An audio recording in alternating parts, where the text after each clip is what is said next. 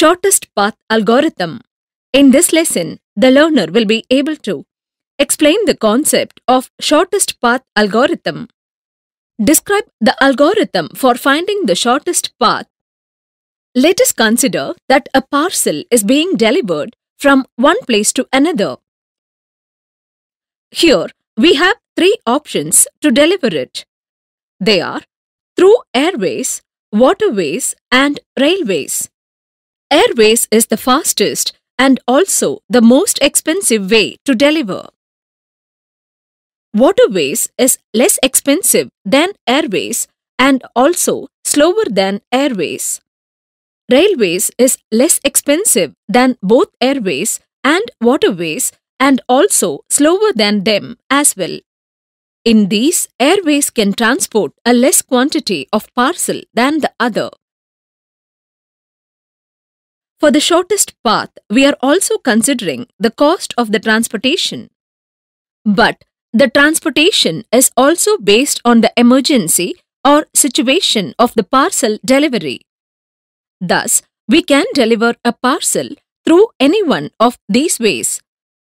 Now, let us discuss about the applications of the shortest path algorithm. Let us discuss about routing algorithms with a simple technique for computing optimal paths given a complete picture of the network. These paths are the ones that we want a distributed routing algorithm to find all the routers which may know all of the details of network. The idea is to build a graph of the network with each node of the graph representing a router, and each edge of the graph represents a communication line or link. To choose a route between a given pair of routers, the algorithm just finds the shortest path between them on the graph. There are two ways of matrices to measure the shortest path. One way of measuring the path length is the number of hops. Using this metric, the paths ABC and ABE are equally long. Another metric is the geographic distance in kilometers. In this case, ABC is clearly much longer than ABE. To find the shortest path in a network, it has some specifications. However, many other metrics besides hops and physical distance are also possible. Each edge could be labeled with the mean delay of a standard test packet as measured by hourly runs. For example, with this graph labeling, the shortest path is the fastest path rather than the path with the fewest edges. The labels on the edges could be computed as a function of the distance, bandwidth, average traffic, communication cost, measured delay, and other factors. By changing the weighting function, the algorithm would compute the shortest path measured according to any one of a number of criteria or to a combination of criteria. Let us take an example of weighted, undirected graph to explain how the labeling algorithm works.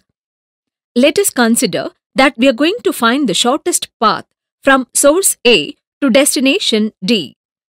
We start out by making node A as permanent.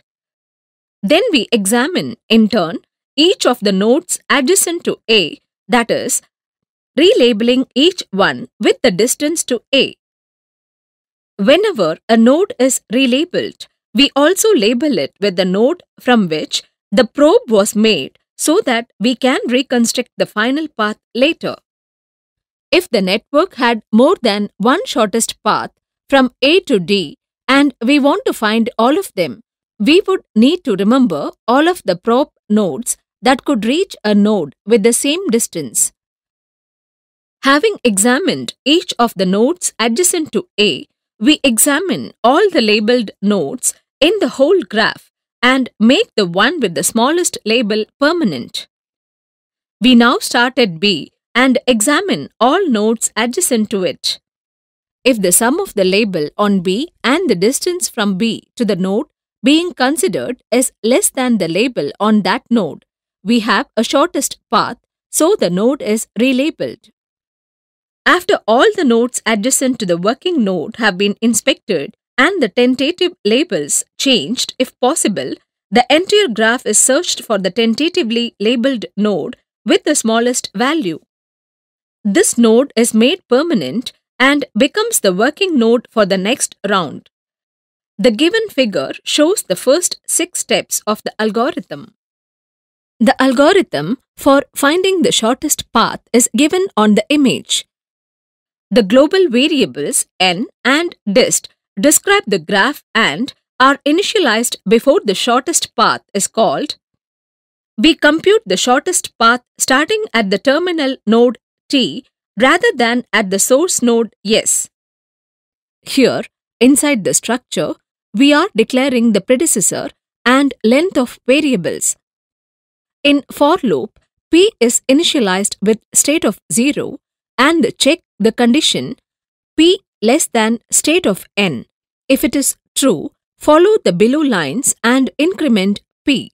For loop will continue till the condition fails. Assign state of t dot length is equal to 0. State of t dot label equal to permanent and k is equal to t. Here, do loop starts. Inside for loop, we are checking whether the distance is not equal to 0 and the state of the node I is equal to tentative or not. If the condition is satisfied, it will check the next condition whether sum of the length of the node k and the distance between node k and node I is lesser than the length of the node I or not to perform further operations. Assign k equal to 0 and min equal to infinity. Next, the control goes to for loop. The for loop checks the condition.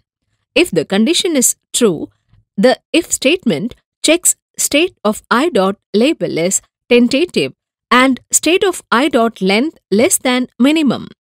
If the condition is true, assign min equal to state of I dot length and assign k is equal to I. The condition is executed until the for loop fails. Assign the permanent to state of k dot label. The while condition checks k is not equal to s. If the condition is true, the control goes to the do statement and execute until the while loop fails. Here, assign I is equal to 0 and k is equal to s. Next, the control goes to the do while loop. The path of I plus plus equal to k and k equal to state of k dot predecessor. Next control goes to the while loop. The while loop checks k is greater than or equal to 0. If the condition is true, the loop goes to do statement until the while condition is false. This algorithm is known as Dijkstra's algorithm. Summary: routing algorithms with a simple technique for computing optimal paths given in a complete picture of the network. Each edge of the graph represents a communication line or link.